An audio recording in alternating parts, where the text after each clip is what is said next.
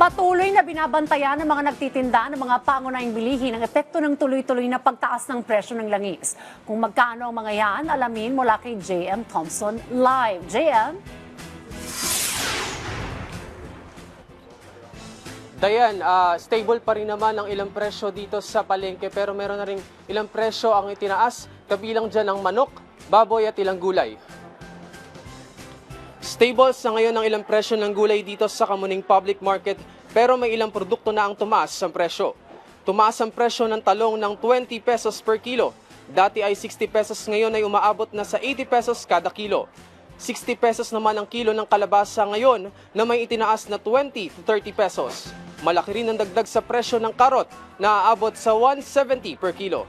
Aabot din sa 45 hanggang 70 ang kada kilo ng bigas. Wala namang nakitang paggalaw sa presyo ng sibuyas na 100 per kilo pa rin, maging sa bawang at sile, at kamatis na 50 per kilo. Samantala, tumaas naman ang presyo ng baboy ng 20 hanggang 30 pesos. Tumaas din ng 15 hanggang 20 pesos ang presyo ng manok.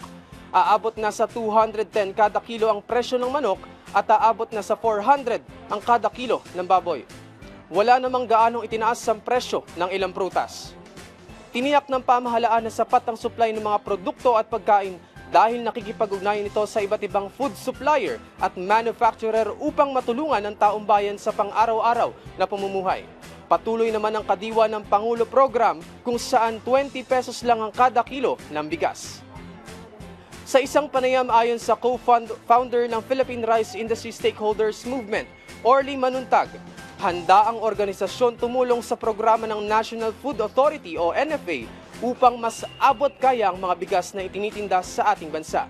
Nakaantabay naman ng Philippine National Police o PNP sa mga sinusubukang dagdagan ng nararapat na presyo lamang ng ilang produkto. Yan muna ang update sa presyo ng bilihin dito sa Kamuning Public Market. Dayan? Maraming salamat, JM Thompson.